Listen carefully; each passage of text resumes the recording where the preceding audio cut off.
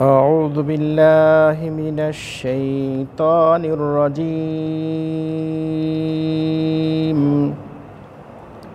بسم الله الرحمن الرحيم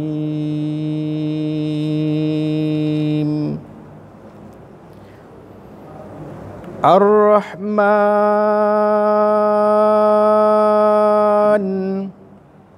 علم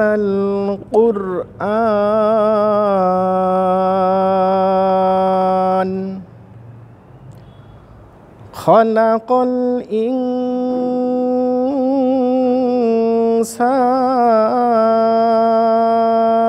الإنسان علمه البيان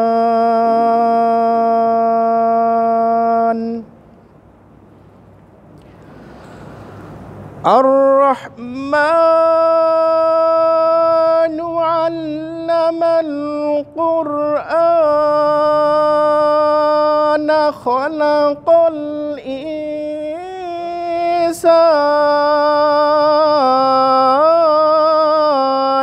علمه البيان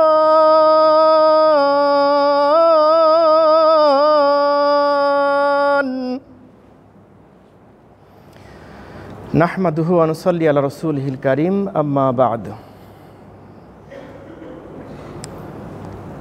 মাগরিবের সালাত অন্তে কোরআনের তাফসিরে আমাদের কতিপয় মানুষকে আল্লাহ রাব্বুল আলামিন বসার সৌভাগ্য দান করেছেন। এজন্য মহান আল্লাহ রাব্বুল আলামিনের দরবারে আমরা সবাই শুকরিয়া জ্ঞাপন করছি। সবাই বলি আলহামদুলিল্লাহ। অতঃপর শত সহস্র লাখো কোটি দুরূদ ও সালাম পেশ করেছে নবী মুহাম্মদ, সবাই বলে সাল্লাল্লাহু আলাইহি ওয়াসাল্লামের ওপর। আল্লাহুম্মা সাল্লি আলা মুহাম্মদ, আল্লাহুম্মা বারিক আলা মুহাম্মদ সাল্লাল্লাহু আলাইহি ওয়াসাল্লাম। ইয়া রাব্বুল আলামিন, তুমি কবুলে মঞ্জুর করে নাও। সম্মানিত উপস্থিতি, আজকে আমরা আমাদের মাতৃভূমি বাংলাদেশের প্রেক্ষাপটে একটা গুরুত্বপূর্ণ দিন অতিবাহিত করছি, যেই দিনটি সারা পৃথিবীতে সকল ভাষাভাষী মানুষের কাছে সুপরিচিত হয়ে আছে, যেটাকে আমরা আজকে ইন্টারন্যাশনাল মাদার ল্যাঙ্গুয়েজ ডে হিসেবে জানি এবং চিনি। তো ভাষা নিয়ে পৃথিবীর জীবনের উপরে আমরা জানি যে বর্তমান বিশ্বের তথ্য মতে ভাষা নিয়ে পৃথিবীতে কোনো জাতি প্রাণ দেয়নি, আত্মাহুতি দেয় নাই, বা এত বড় কোনো ত্যাগ স্বীকার করেনি, যেটা আমরা বাংলাদেশি মানুষ হিসেবে আল্লাহ রাব্বুল আলামিনের পক্ষ থেকে যেটা আমরা করেছি। তবে ভাষার সাথে আল্লাহর কি সম্পর্ক, মাতৃভাষার সাথে আল্লাহর কি সম্পর্ক, মাতৃভাষা সম্পর্কে আল্লাহ কি অর্ডার দিয়েছেন, কি কথা বলেছেন, সেই বিষয়গুলো আজকে বিশেষ করে মাতৃভাষা হওয়ার কারণে, মাতৃভাষা ঐতিহাসিক এই মাতৃভাষা দিবস হওয়ার জন্য আমি এই বিষয়টা একটুখানি বেছে নিয়েছি আজকে, যেহেতু সারা দেশে সারা পৃথিবীতে এই বিষয়টা নিয়ে আজকে আলোচনা হচ্ছে, কথা হচ্ছে। সম্মানিত উপস্থিতি, আমরা জানি যে বর্তমান পৃথিবী এবং আদম আলাইহিস সালামের পৃথিবী এক নয়। আদম আলাইহিস সালামের পৃথিবী সেই পৃথিবীই আছে, আল্লাহ সেই পৃথিবীর তো আর জায়গা পরিমাণটা বাড়াই দেন নাই। আল্লাহ পৃথিবী সৃষ্টি করার পর থেকে যেই পৃথিবীটা রেখেছিলেন যতটুকু জায়গার উপরে, অতটুকু জায়গার উপরেই আছে। কিন্তু আদম আলাইহিস সালামের যে ভাষা দিয়ে প্রেরণ করেছিলেন, সেই ভাষার পরিধি বৃদ্ধি পেয়েছে। বর্তমান এই আজকের 2025 সালের এই আজকের দিন পর্যন্ত সারা পৃথিবীতে ভাষার সংখ্যা জানতে হলে আমরা জানতে পারি যে পৃথিবীতে 7099টি ভাষা আছে। 7099টি ভাষা বর্তমান পৃথিবীতে আছে।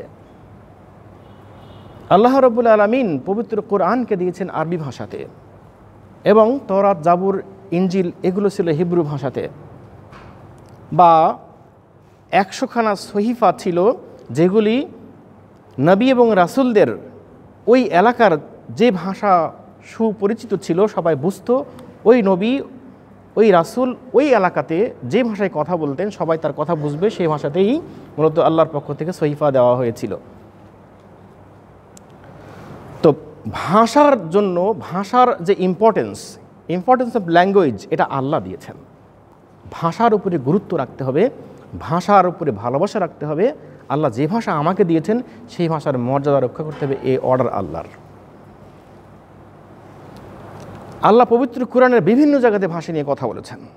আমরা যদি কোরআনটাকে একটুখানি রিসার্চ করি, আমরা দেখব যে বনী ইসরাঈলের মধ্যে আল্লাহ ভাষা নিয়ে কথা বলেছেন। সূরা কাহাফের মধ্যে আল্লাহ ভাষা নিয়ে কথা বলেছেন। ভাষার গুরুত্ব এত বেশি, আল্লাহ যে বিষয়টাকে বেশি গুরুত্ব দেন সেই বিষয়টা বুঝতে হবে যে তার গুরুত্ব অবশ্যই বেশি আছে।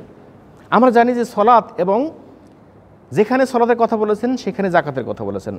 অ্যাটলিস্ট 82 জায়গাতে সলাতের কথা বলেছেন, 82 জায়গাতে জাকাতের কথা বলেছেন। কেন বলেছেন? এটি বুঝিয়েছেন যে মানুষের কাছে এটার গুরুত্ব অনেক বেশি, আল্লাহর পক্ষ থেকে এটা দাম দেওয়া হয়েছে বেশি, তাই মানুষকে দাম দিতে হবে। ভাষার উপরে গুরুত্ব আল্লাহ দিয়েছেন, সুতরাং আল্লাহ দিয়েছেন, আমাকে গুরুত্ব দিতে হবে। আল্লাহর দেওয়া মর্যাদা আমাকে রাখতে হবে। সূরা কাহাফের মধ্যে আমরা দেখতে পাই যে যুলকারনাইন সারা বিশ্ব যখন জয় করলেন, বিশ্ব জয় করে পশ্চিমের দিকে জয় করলেন, পূর্ব দিকে জয় করলেন, এবার তার জয়ের মাল্য যাচ্ছে উত্তরের দিকে। সেখানে যে ওই কওমের ভাষা বুঝলেন না, তাই তিনি দোভাষী নিয়োগ করলেন। যুলকারনাইনের ভাষা ওই কওমরা বুঝছে না, আর কওমের ভাষা যুলকারনাইন বুঝছে না। তারপরে আল্লাহ তো ব্যবস্থা করে দিলেন। তারপরও ভাষা না বোঝার কারণে কোনো আল্লাহর বাণী বুঝতেও সমস্যা হয় না, অথবা কোনো বিশেষ নবী বা রাসূল বা তাকে দায়িত্ব দেওয়া হয়, উনিও দায়িত্বকে পেয়ে অবহেলা করেন না, কারণ ভাষা সেখানে বুঝেই তিনি কাজ করেন। তো পৃথিবীর জমিনের উপরে আমরা বসবাস করার সুযোগ পেয়েছি এই বাংলাদেশের ভূখণ্ডের উপরে, আর বাংলা ভাষাভাষী মানুষ আমরা। এই বাংলা ভাষার স্রষ্টাই হলেন আল্লাহ। শুধু বাংলা ভাষার নয়, 7099টি ভাষা আছে, 7099টি ভাষার স্রষ্টা হলেন আল্লাহ। তার প্রমাণটা কোথায়? তার প্রমাণটা আজকে যে আমি সূরা রহমান থেকে 4টি আয়াত, ছোট্ট ছোট 4টি আয়াত তেলাওয়াত করেছি, এর মধ্যে প্রমাণ আছে। এছাড়াও প্রমাণ আছে কোথায়? বললাম যে সূরা বনী ইসরাঈলের মধ্যে আল্লাহ বলেছেন, সূরা কাহফের মধ্যে আল্লাহ বলেছেন, সূরা তহার মধ্যে বলেছেন, সূরা আম্বিয়ার মধ্যে বলেছেন, তারপরে সূরা মারিয়ামের মধ্যে আল্লাহ বলেছেন, সূরা হাজ এর মধ্যে বলেছেন, আলিফ লাম আস সিজদার মধ্যে আল্লাহ ভাষা নিয়ে কথা বলেছেন, হামিম আস সিজদার মধ্যে আল্লাহ ভাষা নিয়ে কথা বলেছেন, সূরা আর রুমের মধ্যে ভাষা নিয়ে আল্লাহ কথা বলেছেন, সূরা ইব্রাহিমের 22 নম্বর আয়াতে আল্লাহ রাব্বুল আলামিন ভাষা নিয়ে কথা বলেছেন, সূরা রহমানের 1, 2, 3 এবং 4 নম্বর আয়াতে আল্লাহ ভাষা নিয়ে কথা বলেছেন। আমি আজকে আপনাদের সামনে সূরা রহমানের এই 4টি আয়াত বেছে নিয়েছি। আল্লাহ বলছেন, আর রহমান। আরাবিয়ান সমাজের মূর্খ যারা আল্লাহকে বোঝে না, বুঝলেও অহংকার আছে, এই অহংকারে বশবর্তী হয়ে একে অন্যকে বলাবলি করছে যে মুহাম্মদ সাল্লাল্লাহু আলাইহি সাল্লাম একবার বলে আল্লাহ, একবার বলে রহমান, একবার বলে রহিম, ইত্যাদি ইত্যাদি। ওর রব আছে কয়টা? ওরা বললো আমরা রহমানকে চিনি না, মুহাম্মদ রহমান বাদই দাও, রহমানকে চিনি না, বিসমিল্লাহির রহমান রহিম বলে শুরু করে দিয়েছো। এতদিন তো বলতাম, এতদিন আমরা বলি বিসমিকা আল্লাহুম্মা, তুমি এটা কি বহাল থাকো, রহমানটা বাদ দিয়ে দাও। এই কথা আল্লাহ সহ্য করলেন না। আল্লাহ বললেন, রহমানকে তোমরা চিনো নাও, ভালো করে রহমানকে চিনে নাও। আল্লাহ বললেন, আর রহমান, আমি সেই রহমান। তোমরা যে রহমানকে চিনো না সেই রহমান আমি কে? খলাকল ইনসান, যেই রহমান আমি তোমাকে সৃষ্টি করেছি, যে তুমি আমাকে আজকে চিনো না। তার আগে আল্লাহ বলেন যে আল্লামাল কোরআন, যেই কোরআনটা তোমাদের সমস্যা সৃষ্টি করেছে, যেই কোরআন আজকে তোমাদের মাথার মধ্যে বড় চিন্তার প্রবেশ করে দিয়েছে, এটা মুহাম্মাদের সৃষ্টি নয়, এটা মুহাম্মাদের লেখা নয়, এটা কোনো জাদুকরের জাদু নয়, এটা আমি আল্লামাল কোরআন, আমি সেই রহমান যিনি কোরআনকে মুহাম্মাদের কাছে পাঠিয়েছি, আমি সেই রহমান যিনি তোমাকে সৃষ্টি করেছি। তোমার কিসের অহংকার? আর আল্লাহ বলছেন,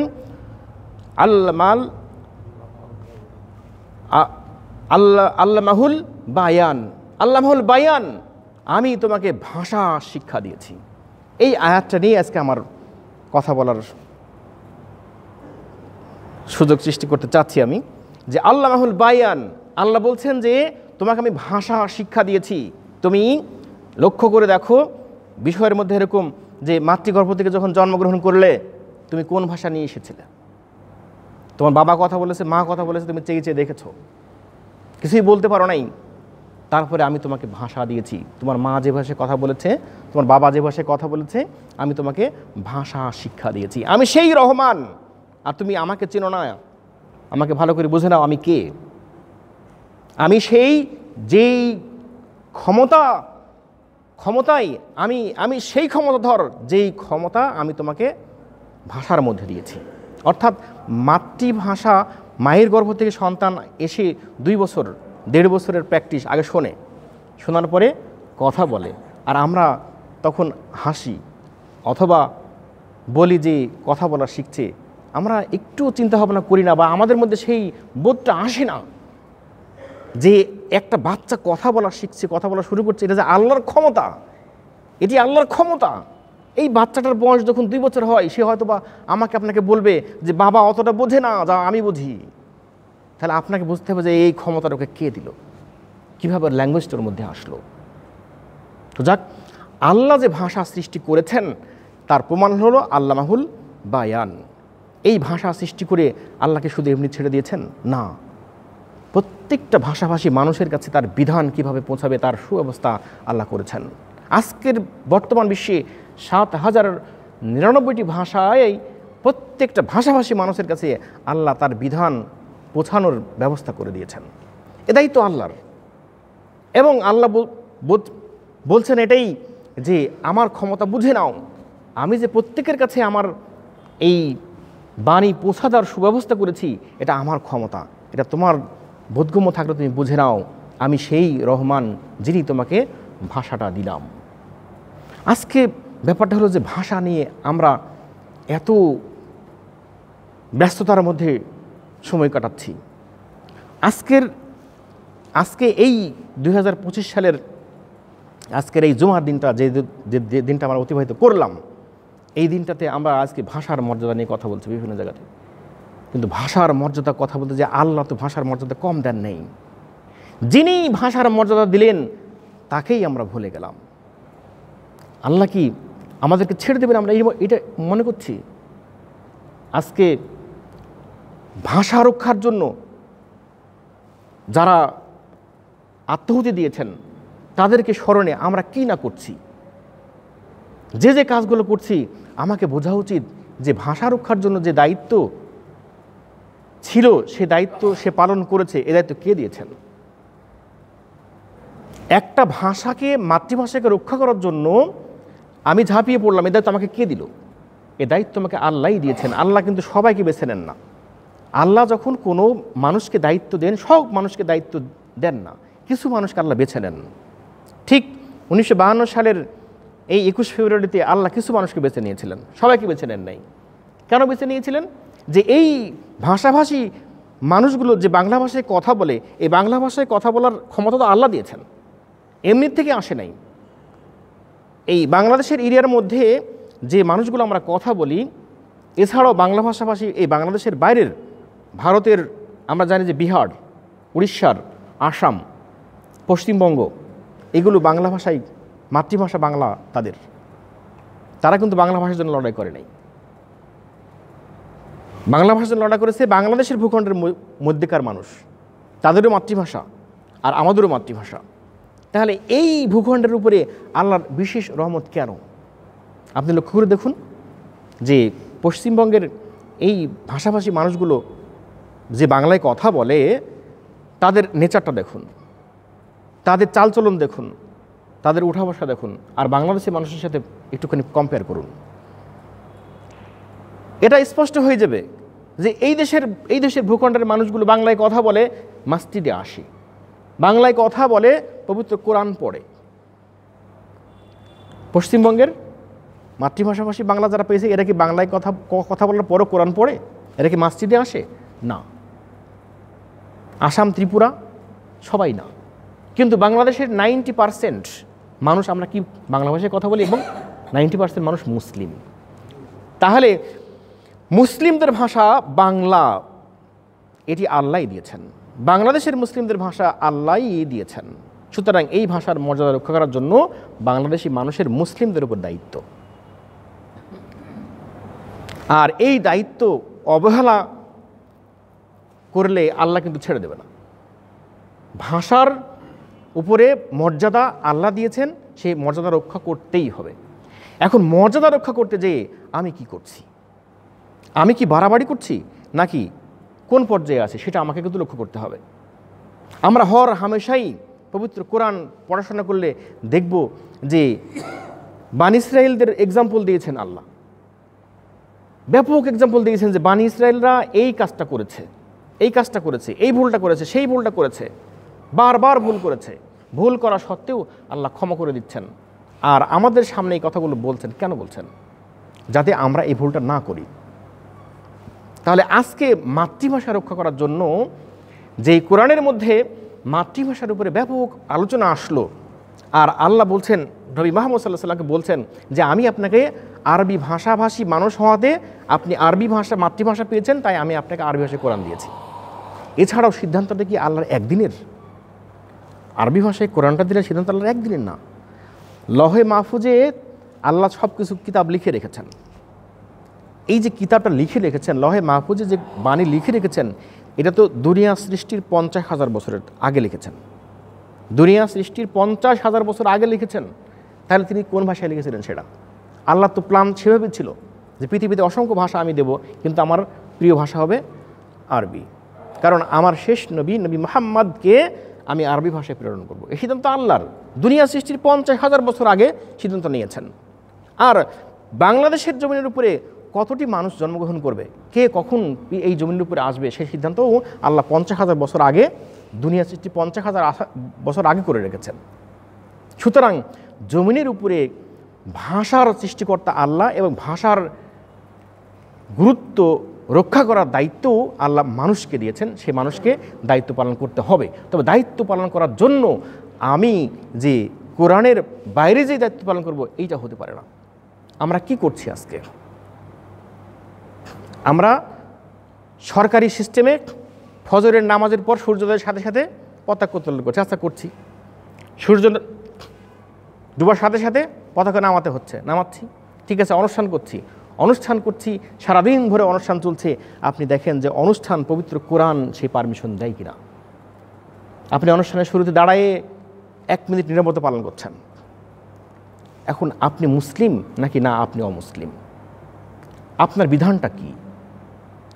যেহেতু বাংলা ভাষার মর্যাদা আল্লাহই দিয়েছেন, বাংলা ভাষাকে রক্ষার দায়িত্ব আল্লাহ নিয়েছিলেন কিছু মানুষকে বেছে নিয়ে, আর সেই মর্যাদা যদি আজকে আমরা দেখাতে যেয়ে আল্লাহর উপরে বাহাদুরি করি, আল্লাহ কিন্তু ছেড়ে দেবেন না। বিধানের কোথায় আছে যে 1 মিনিট দাঁড়িয়ে নীরবতা পালন করতে হবে শহীদের সম্মানের জন্য? শহীদের সম্মান করার দায়িত্ব আল্লাহকে আমাকে দিয়েছেন। আমি শহীদকে সম্মান করলে আল্লাহ জান্নাতে দেবেন, আর জান্নাতে দেবেন না এমনটি বিশ্বাস করি আমি। আল্লাহর কসম বলছি, আজকে ফজরের নামাজের পরে 1 রুকু তাফসির করার কথা ছিল, আমি শেষ করতে পারি নাই। আমাকে দায়িত্ব দেওয়া হয়েছিল আমি শহীদ মিনারে যে আমাকে পতাকা উত্তোলন করতে হবে 6:30টায়, 6:34-এ। তারপরে 5 মিনিট পরে হয়েছে সেটা। সেখানে 42টি সিসি ক্যামেরা আছে। আমার দেরি হলে সিসি ক্যামেরা ধরা পড়বে আমি কতটুকু পর উত্তোলন করেছি। এইবার ওখানে শহীদ মিনারে ফুল দেওয়া হবে। ফুল দেওয়ার আগে সেখানে জুতা খুলতে হবে, খুলে উঠতে হবে। এই জুতা খুলে শহীদ মিনারে উঠার এই পারমিশনটা কে দিল? সিনাই পর্বতে মুসা আলাইহিস সালাম যখন জুতা পরে যাচ্ছিলেন, আল্লাহ বললেন যে মুসা জুতাটা খোলো। কেন? ওটা পবিত্র স্থান। এই জন্য মসজিদে জুতা পরে ওঠা যায় না, আল্লাহর নির্দেশ। ওটা আল্লাহর উপাসনালয়। তাই শহীদ মিনারটা কার উপাসনালয়? আমি কে? আমি মুসলিম না অমুসলিম? আল্লাহ কোন জায়গায় বলেছেন শহীদ মিনারে ওঠো জুতা খুলে? আমি এই জন্য বললাম যে আল্লাহর কসম, আমি ফজরের পরে যাই দেখেছি শহীদ মিনারে অনেকগুলো কুত্তা শুয়ে আছে। সিসি ক্যামেরা দেখেন, যেই শহীদ মিনারে চারিদিকে ফুল দিয়ে সাজানো হয়েছে আর সেখানে কুত্তায় পাহারা দিচ্ছে, আর আমরা যাওয়ার পরে সেই কুত্তাগুলো থাকবে না, তাহলে আমরা যাওয়ার আগে সেখানে কুত্তায় পাহারা দিচ্ছিল, উনি এরা কারা? আর আপনি সেই কুত্তার জায়গাতে আপনি উঠছেন জুতাগুলো খুলে। কি সম্মান দিচ্ছেন আপনি? কি বোঝাতে চান আপনি ইসলামকে? আমরা কোথায় আছি? কোন ইসলামে আমরা আছি? বাংলা ভাষাভাষী মানুষকে আল্লাহ বাংলা ভাষা দিয়েছেন, এর মানে এই নয় যে আপনি পবিত্র কোরআনের এগেনস্টে কথা বলবেন, আপনি পবিত্র কোরআনকে বাদ দিয়ে আপনি আপনার বিধান বাস্তবায়ন করতে যাবেন। আমি কোথায় পাইলাম?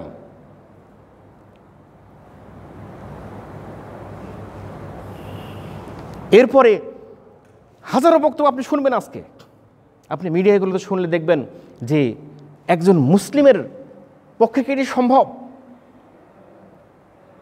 কি করে সম্ভব একজন মুসলিমের পক্ষে যেটার জন্য আল্লাহ কোরআন শরীফে অসংখ্য জায়গাতে, অহরহ জায়গাতে আল্লাহ বলছেন যে তোমরা সীমা লঙ্ঘন করো না, তোমরা অমুসলিমদের সাথে একতা ঘোষণা করো না, তারপর আমরা বারবার করে যাচ্ছি। কেন করে যাচ্ছি? কেন করছি আমরা? আমাদের ভুলটা কোথায়? আমরা কোরআন পেয়েছি, আমরা আল্লাহর বিধান পেয়েছি, আমাদের চাইতে এত সৌভাগ্যবান মানুষ দুনিয়ার বুকে আর নাই। আমরা এত সৌভাগ্যবান যে আল্লাহ আমাদেরকে কোরআন দিয়েছেন, আমরা এত সৌভাগ্যবান যে আমরা মুসলিম। তাহলে আমরা কোন দিক থেকে মুসলিম? আমরা কি আল্লাহর দেওয়া বিধানের অনুযায়ী মুসলিম, নাকি আমরা 190 বছরের গোলামি করার মুসলিম? আপনার লক্ষ্য করে দেখুন যে আমরা 190 বছর গোলামি করেছি। বাংলাদেশের মুসলিমরা, ভারতীয় উপমহাদেশের মুসলিমরা আমরা 190 বছর গোলামি করেছি। কার? আমরা ইংরেজদের গোলামি করেছি।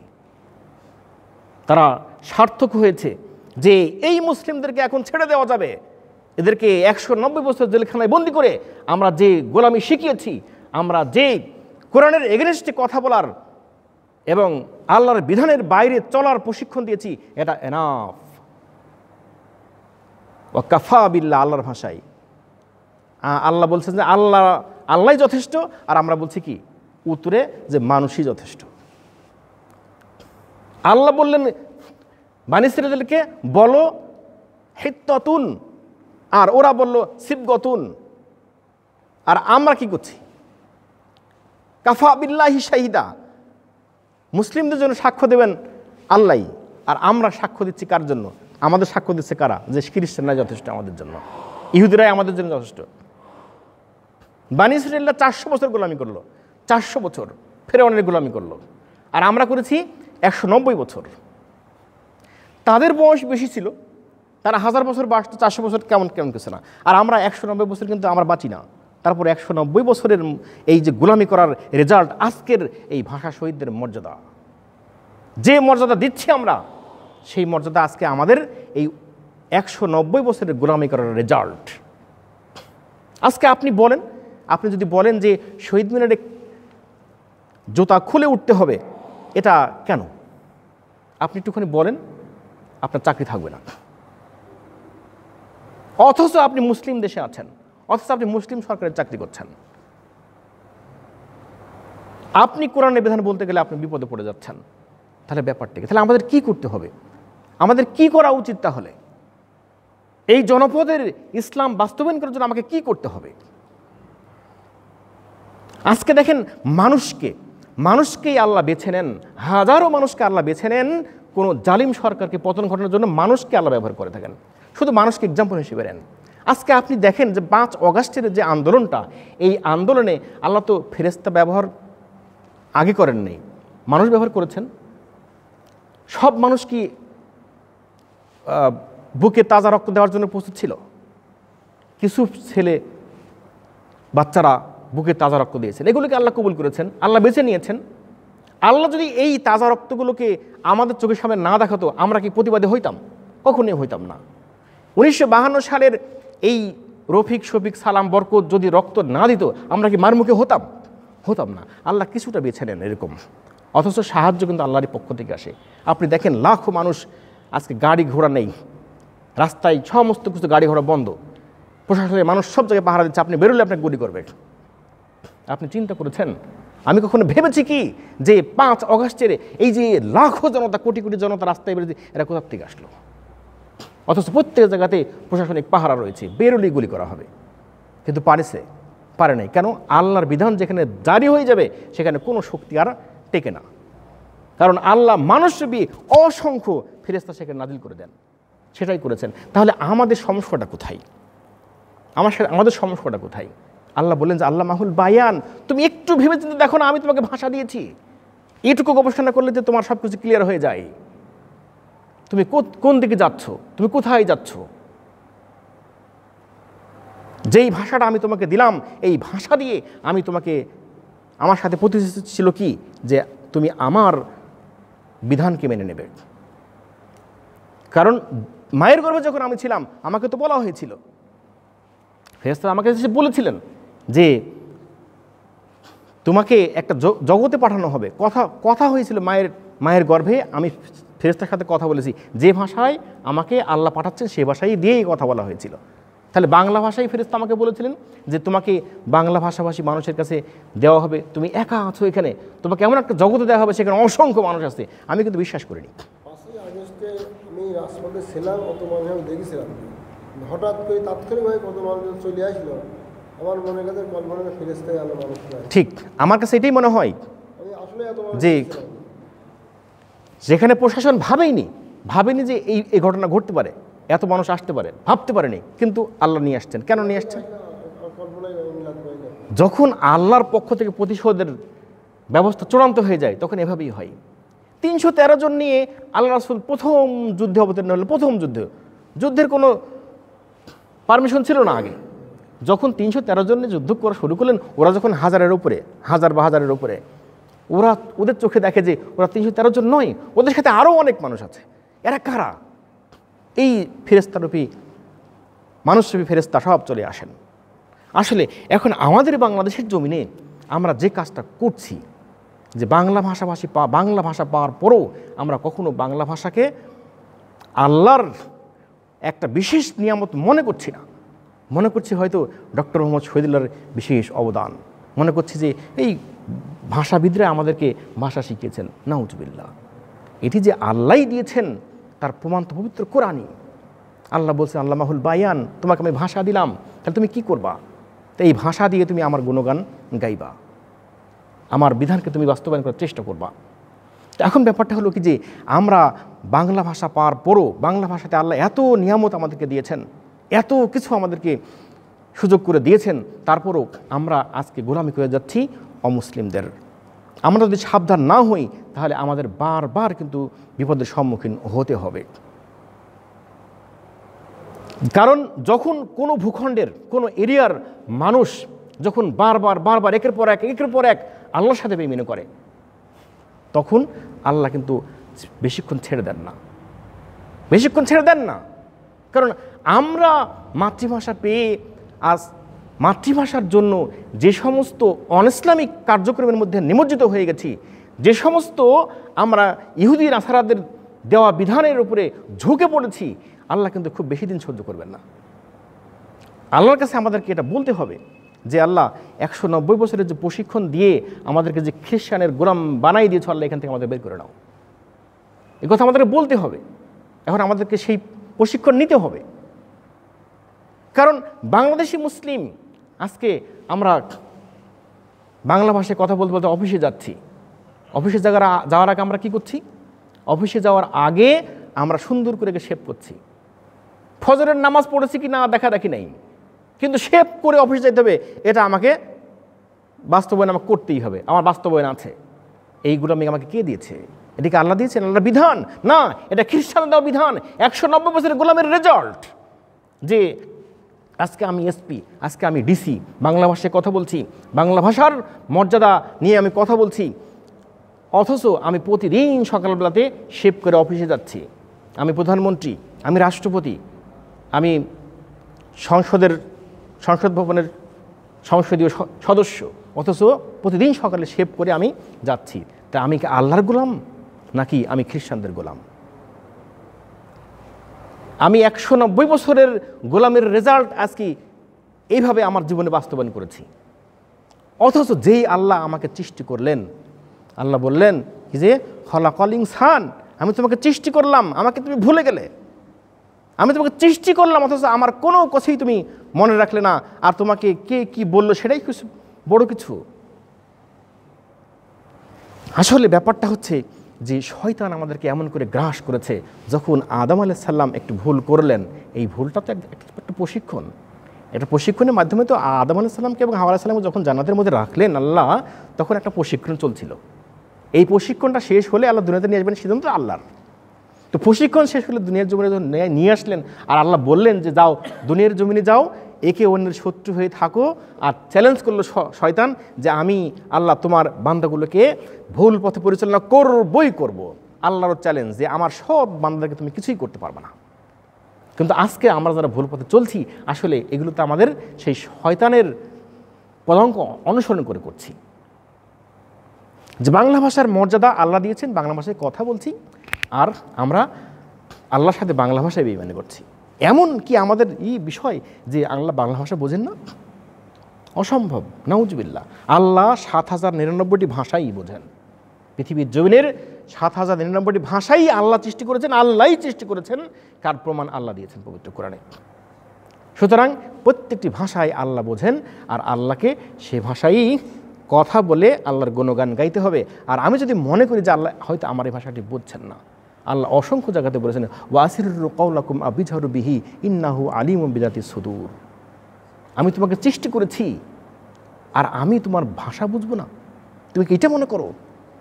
আল্লাহ বলছেন যে আমি তোমাকে সৃষ্টি করলাম আর তোমার ভাষা, তোমার কল্পনা, তোমার চিন্তা আমি বুঝবো না, এটা তুমি মনে করো? কখনোই না। তাহলে আমাদের এখন বাংলাদেশি মানুষ হিসেবে আমাদের বলার কোনো সুযোগ নেই যে আল্লাহ বাংলা ভাষা দিয়েছিলা, বাংলা ভাষায় তো বুঝি নাই, তোমার বিধান বুঝি নাই। অসম্ভব, এটা বলার কোনো সুযোগ নেই।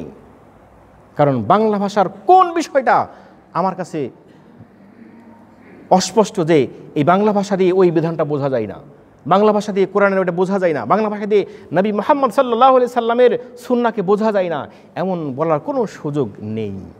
যেই কাজটা আমরা করছি আজকের এই 21 ফেব্রুয়ারি দোহাই দিয়ে বাংলার মুসলিমরা এখন পুঙ্খানুপুঙ্খরূপে আমাকে দেখতে হবে যে এটি আল্লাহর বিধানের সাথে সাংঘর্ষিক নাকি একত্বপূর্ণ। যদি সাংঘর্ষিক হয় আমাকে পুঙ্খানুপুঙ্খরূপে একেবারে দেন সেখান থেকে বেরিয়ে আসতে হবে। এখন বেরিয়ে আসবো কীভাবে করে? বেরিয়ে আসার পথটা কী? আমি ব্যক্তিকেন্দ্রিকভাবে এককভাবে হয়তো বেরিয়ে আসতে পারলাম, কিন্তু আর মানুষকে কিভাবে বের করব? কিভাবে সম্ভব? তাহলে অন্তত চিন্তা করতে হবে, ভাবতে হবে যে বৃহত্তর এই বাংলাভাষী ভাষাভাষী মানুষের 20 কোটি মানুষ নিয়ে আমাদের চিন্তা ভাবনা। 20 কোটি ছাড়া পৃথিবীর জমিনের উপরে আরও বাংলা ভাষা বলতে গেলে কি পৃথিবীর জমিনের উপরে বর্তমান বিশ্বের 4 নম্বর বৃহত্তম ভাষার দিক থেকে, জনগোষ্ঠীর দিক থেকে বৃহত্তম 4 নম্বর, 4র্থতম ভাষা পৃথিবীর জনগোষ্ঠীর দিক থেকে। এত গুরুত্ব বাংলা ভাষার আছে। যুক্তরাষ্ট্রে লক্ষ লক্ষ মানুষ বাংলায় কথা বলে, বাংলা এরিয়ায় আসে, সেখানে সিলেটি পিপুল নামের ব্যাপক মানুষ রয়েছে। তাহলে বাংলা ভাষাভাষী মানুষের কাছে আমাদের মেসেজটা কীভাবে কী কাজ করতে হবে, কি বলতে হবে আল্লাহকে? তাহলে আল্লাহকে অবশ্যই আমাদের বলতে হবে সেইভাবে করে যেভাবে করে আল্লাহ শিখিয়ে দিয়েছেন নবী মুহাম্মদ সাল্লাল্লাহু আলাইহি সাল্লামকে। আল্লাহ রাসূল বারবার ভাবছেন যে আল্লাহ আমি মানুষকে তো বোঝালাম, দীর্ঘদিন ধরে বোঝালাম, 13টি বছর ধরে বোঝালাম, মানুষ আমার কথা বুঝলো না। শেষ পর্যন্ত অস্ত্র বেছে নিল কি যে মুহাম্মদের দৌরাত্ম্য বারবার বেড়ে যাচ্ছে, ছেড়ে দেওয়া যাবে না, ছেড়ে দেওয়া যাবে না, ওকে দুনিয়ার থেকে উৎখাত করতেই হবে। শেষ পর্যন্ত সিদ্ধান্ত কী হলো? পার্লামেন্টে পাশ হলো, ওকে দিবালোকে সবার সামনে জবাই করতে হবে। ইন্না লিল্লাহ, কত বড় দুঃসাহস তাদের! চিন্তা করেন, বাড়ি ঘিরে ফেলেছে, আর কোনো সুযোগ নেই। খাদিজা রাদিয়াল্লাহু আনহা মারা গেছেন, তার শেল্টার শেষ। দাদা মারা গেছেন, চাচা মারা গেছেন, ওর শেল্টার ওকে কে দেখবে? আজকে যাদের হয়ে কিছু বলতে পারে নাই, আজকে কিন্তু ছেড়ে দেবো না, ওকে কতল করবই করব। বাড়ি সব ঘিরে ফেলে নাই। দেখেন তো পৃথিবীর জমিনের উপরে আমরা বলি কি অভিযান, সবচেয়ে বড় অভিযান কোনটা? আজকে বলি যে মানুষ পৃথিবীর জমিন থেকে চাঁদে গেছে, বিরাট অভিযান, বড় অভিযান। এটাকে বড় অভিযান মনে করছে। সাগর পথে কিছু কিছু বিজ্ঞানীরা নতুন নতুন দেশ আবিষ্কার করেছেন, কলম্বাস ডিসকভার্ড আমেরিকা ইত্যাদি ইত্যাদি, যে বিরাট অভিযান। নো, কোনো অভিযানের কোনো ভ্যালু নেই, কোনো অভিযানের ভ্যালু নেই। সবচেয়ে বড় অভিযান হচ্ছে যে নবী মুহাম্মদ সাল্লাল্লাহু আলাইহি ওয়াসাল্লামের বাড়িকে ঘিরে ফেলেছেন, এখন নবীকে বের করে কতল করা হবে, অথবা তাকে ওইখানে কতল করে বের করা হবে। আপনি কি ভাববেন, আমরা কি ভাবব? চিন্তা করতে হবে যে এই অবস্থাতে যেমন করে ঈসা আলাইহিস সালাম হাওয়ারীদেরকে বললেন যে জীবন দেওয়ার জন্য প্রস্তুত কি আছো? 12 জন হাওয়ারী প্রস্তুত, আমরা জীবন দেবো, এই মুহূর্তে জীবন দেবো। কেন জীবন দেবো? যে সব ঘিরে ফেলেছে, বাতিল শক্তি ঘিরে ফেলেছে, এই মুহূর্তে ঈসাকে কতল করা হবে। হাওয়ারীরা 12 জন হাওয়ারী প্রস্তুত, হ্যাঁ জীবন দেওয়ার জন্য প্রস্তুত হয়ে গেছে। কিন্তু কতল করতে কি পারছে? কি অভিযান, কোনটা অভিযান? এটাই যে বড় অভিযান। এই অভিযান থেকে আল্লাহ তাকে মুক্ত করে নিয়ে গেছেন। এখন মুহাম্মদ সাল্লাল্লাহু আলাইহি ওয়াসাল্লাম ঘিরে ফেলেছেন। একইভাবে মুহাম্মদ সাল্লাল্লাহু আলাইহি ওয়াসাল্লামকে আলীকে বলছেন, আলী জীবন দেওয়ার জন্য প্রস্তুত তুই কি আছো? আলহামদুলিল্লাহ। হয়তো আলী বলছেন যে মুহাম্মদ সাল্লাল্লাহু আলাইহি ওয়াসাল্লামের জন্য জীবন দেবো, এটা সবচেয়ে বড় পাওয়া, জীবনের চেয়ে বড় কিছু আর কি হতে পারে। মুহাম্মদ সাল্লাল্লাহু আলাইহি ওয়াসাল্লামকে যেখানে শুয়েছিলেন চাদর মধ্যে শুয়ে পড়লেন। কেন? আমাকে কতল করা হবে তাই। এইটা আমি শুয়ে আছি, আমি মুহাম্মদ শুয়ে আছি বলে আমাকে কতল করা হবে, আর আমি কতল করার সাথে সাথে জান্নাত যাবো, এর চেয়ে বড় পাওয়ার কি আছে? আর আমাকে মুহাম্মদ বলে কতল করবে, এর চেয়ে বড় জীবনের কি পাওয়া থাকতে পারে? কি অভিযান এটা? হাজারো মানুষ দাঁড়ায় আছে, কি সেখান থেকে আল্লাহ রাসূল বেরিয়ে যান নাই, বেরিয়ে চলে আসলেন।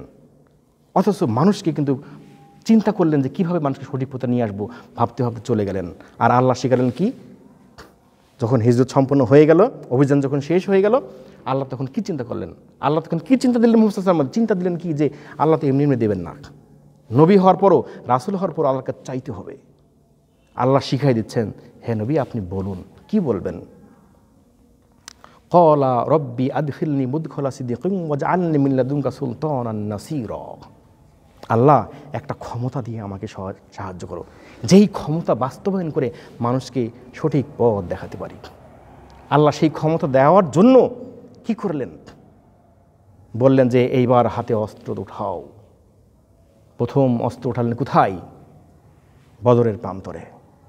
এই যে অস্ত্র উঠেছে, এরপরে মানুষ ঠিকই তখন বিধানের কাছে চলে এসছেন, যখন দেখলো যে আসলে আমরাই বাতিল, কোরআনই সঠিক। তাহলে আমাদেরকে কি সেই দোয়া করতে হবে না? কোরআন কি মেসেজ দেয়? বাংলা ভাষার পাওয়ার পরেও আমাকে এটা ভাবতে হবে না যে বাংলাদেশি ভাষাভাষী মানুষ হওয়ার পরেও আমরা বাংলাদেশে এত অনইসলামিক কার্যক্রম করছি, আল্লাহ আমাদের উপরে কি খুশি থাকবেন? সেই দোয়াকে আমাকে করতে হবে না? রব্বি আদখিলনি মুদখালা সিদকিন ওয়াজআলনি মিন লাদুনকা সুলতানান নাসীরা। আমাকে কি বলতে হবে না? অবশ্যই বলতে হবে আমাকে। বলতে আমি বলি না কেন? আল্লাহ যদি আমাকে পছন্দ করেন, আমাকে যে কবুল করবেন না তাতে অসম্ভব কিছু না। আমি যদি মনে করি যে আমার মতো টুটা ফাটা এরকম পা ফাটা মানুষ, গা ফাটা মানুষ আমাকে মানুষ চেনে না, ঘৃণাই করে শুধু, আমি এ দোয়া করে কী করব? না, নেভার, কখনোই না। এটা বলা যাবে না, এটা কল্পনা করা যাবে না। কারণ ডক্টর ইউনূস কখনোই ভাবেননি যে বাংলাদেশের তিনি রাষ্ট্র ক্ষমতায় আসবেন। কখনো কি ভেবেছিলেন? এই ছাত্রগুলো যারা আজকে রাষ্ট্র পরিচালনার দায়িত্ব নিয়েছেন, এরা আল্লাহই দিয়েছেন। এরা কি কখনো ভেবেছিল যে আমরা রাষ্ট্র ক্ষমতায় আসবো? ওরা ভাবছিল যে আমরা একটা কোটা চাই, একটা চাকরি চাই, কিন্তু ভাবেনি যে রাষ্ট্র ক্ষমতায় আমাদের কাছে আসবে। কিন্তু আল্লাহ তো দিয়েছেন। তাহলে আপনাকে আমাকে কেন আল্লাহ দিবেন না? যদি আমার সেরকম গবেষণা, আমার সেরকম ইচ্ছা আকাঙ্ক্ষা যদি না থাকে, তাহলে আল্লাহ কখনোই দেবেন না ওই জাতিকে, ভাগ্য পরিবর্তন করবেন না যতক্ষণ পর্যন্ত না আল্লাহর কাছে ভাগ্য চেয়ে নেবে। আল্লাহ তো পারতেনই মদিনাতে রাষ্ট্র এমনিতে দিতে পারতেন, কেন আল্লাহ রাসূলকে কেন বললেন যে দোয়া করো? দোয়া করলেন, দোয়া আল্লাহর কাছে কবুল হলো। এটা এমনিতে হতে পারতো। মুসা আলাইহিস সালাম 1000 বার আল্লাহর কাছে দোয়া করেছেন, আল্লাহ দোয়া কবুল করেছেন। দোয়া কবুলের পর সমাধান হয়েছে, এমনিতে হবে না। তাহলে আমরা যদি বসে থাকি, বসে থাকার সময় তো নেই। আল্লাহ বাংলা ভাষা দিয়েছেন, এখন যদি বলি যে বাংলা ভাষায় কথা বলবো, বাংলা ভাষায় আল্লাহর সাথে কি বলবো, আমার এত সময় নেই, এত প্রয়োজন। আমাকে এতক্ষণে বুঝতে হবে যে ভাষা আল্লাহ দিয়েছেন, আমি আল্লাহর সাথে বাংলাই কথা বলবো। এটা আমার বুঝতে হবে যে বাংলা ভাষাভাষী মানুষকে সঠিক পথে নিতে হলে আমার যদি কীরকম সহযোগিতা আল্লাহর কাছে প্রয়োজন হয়, আল্লাহকে আমাকে বলতে হবে যে আল্লাহ এই সহযোগিতা আমার প্রয়োজন, আমি কোথায় বলবো? আল্লাহ কথা শোনেন সলাতেই আমি বলি, সলাতেই আমি সিজদা দিয়ে আল্লাহর কাছে বলি, আল্লাহুম্মা রব্বি আদখিলনি মুদখালা সিদ্দিকিন ওয়া আখরিজনি মুখরাজা সিদ্দিকিন ওয়াজআলনি মিন লাদুনকা সুলতানান নাসিরা। আমি সিজদাতে যেই বলি, নফল সলাতে যেই বলি, কারণ নফল সলাত হচ্ছে দোয়া কবুলের একটা সলাত। সেখানে যে আমি আরবি জানি না, আমার প্রয়োজন নেই, শুধু আমার মৌলিক যেটুকু না পড়লেই না, সূরা ফাতিহা তো বাংলা হবে না, ওটা আরবিতেই হতে হবে, আল্লাহর ভাষাতেই হতে হবে। সূরা ফাতিহার পরে অন্য আয়াতগুলো আরবি ভাষাতেই হতে হবে, কিন্তু আমার দোয়াগুলো বিশেষ দোয়া যদি আমি আরবিতে না জানি, তাহলে আমাকে ভাষা দিয়েছেন আল্লাহ, এই ভাষার মর্যাদা আল্লাহর কাছে আছে, এই ভাষাতেই আমাকে বলতে হবে। অনেকে ভয় পায় যে নফল ছলাতে যে সিজদা যেই বাংলায় কথা বলবো, এটা কি সম্ভব? অনেকে ভয় থাকে, না অসম্ভব, বাংলায় কথা বলা যাবে না। বড় আলেমই কথা বলেন, সেই আলেমকে বুঝতে হবে বাংলা ভাষার সৃষ্টিকর্তা আল্লাহ। সুতরাং আমি সিজদায় যেয়ে আল্লাহর সাথে কথা বলবো কেন? বাংলায় কথা বলতে পারবো না কেন? যিনি নিষেধ করেন বুঝতে হবে যে এই নিষেধকারী ব্যক্তির মধ্যেও 190 বছরের গোলামির ফসল আছে, অজ্ঞতা আছে। সেই অজ্ঞতা আমার কাছে এখন ক্লিয়ার হয় নাই, এখন আমার কাছে পরিষ্কার হয় নাই যে আল্লাহ বাংলা ভাষা আমাদেরকে দিয়েছেন, বাংলা ভাষাভাষী মানুষ হিসেবে আল্লাহ আমাদেরকে কবুল করেছেন। আল্লাহ বাংলা ভাষা বোঝেন, বাংলা ভাষা কথা বললেই যে আল্লাহ আমাকে বুঝবেন, সেটা এই বোধটা আমার এখনো হয় নাই। তো যাক, আমরা আজকে 21 ফেব্রুয়ারির এই ঐতিহাসিক দিনে অবস্থান করছি, কিন্তু ঐতিহাসিক দিনে অবস্থান করে এটা কখনো আমি ভাববো না যে মন গড়া বিধান আমাকে দিয়ে দিবে সরকার, আমি সেটা মেনে নেব, এটা কখনোই হতে পারে না। আমাকে দেখতে হবে, চিন্তা করতে হবে যে এই কোরআনের বিধানটা কি। আমাকে আল্লাহ ভাষা দিয়েছেন, এই ভাষায় আমি চাকরি করছি, এই ভাষায় আমি চলাফেরা করছি, এই ভাষায় আমি কেনাকাটা করছি, এই ভাষাতে আমি কোরআন বুঝছি, এই ভাষাতে আমি আল্লাহর বিধান সবগুলো বুঝছি, এই ভাষায় নবীর সব দেওয়া বিধানগুলো আমি বুঝছি, তাহলে আমাকে কি করতে হবে? এইটুকু আর আমি আর বুঝি না, সবই আমি বুঝি, কিন্তু এইটুকু আমি আর বুঝি না। আমরা শুধু কোরআন পড়ে বুঝছি যে মুসা আলাইহিস সালামের কওমরা এইরকম ভুল করলো। কীরকম ভুল? একটা এক্সাম্পল, আমি অনেকবার এক্সাম্পল দিয়েছি, আবারও এক্সাম্পল দিচ্ছি। চোখের সামনে ফেরাউন ডুবে গেল, ফেরাউনকে ডুবে যাওয়া দেখলাম। 12,000 থেকে 6 লক্ষ মানুষ স্বচক্ষে সাগরের মধ্যে, দরিয়ার মধ্যে ডুবে গেল, রেড ওশেনে ডুবে গেল, হাবুডুবে খেয়ে মরল। কিছুদিন অতিবাহিত হওয়ার পরে মুসা আলাইহিস সালামের কানে আসছে, জনগণ বলছে ফেরাউন মরে নাকি, অসম্ভব, ওকে মরার, ও আমাদের চোখে ভেলকি লাগিয়ে দিয়েছে, কখনোই না, ফেরাউন মরে এটা বিশ্বাস করা যায়? কখনোই না।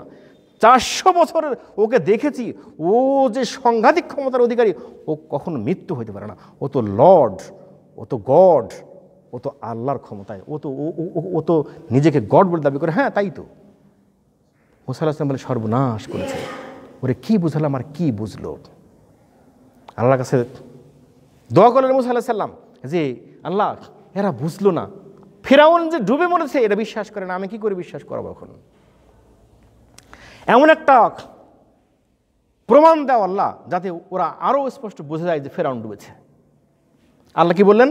ওদেরকে সব নিয়ে এসো, লোহিত সাগরের পাশে সব দাঁড় করে দাও, লাইন করে দাঁড় করে দাও, সবাই দাঁড় করে আছে, দেখবে ফেরাউন সত্যি মরেছে কিনা। তার বিশ্বাস এখনও হয় নাই, কারণ তার যে ক্ষমতা, তার যে গাদ্দারি, তার যে দাজ্জালি মনোভাব, এই কঠিন মনোভাবকে কিন্তু ওরা এখনও বিশ্বাস করেনি যে ফেরাউন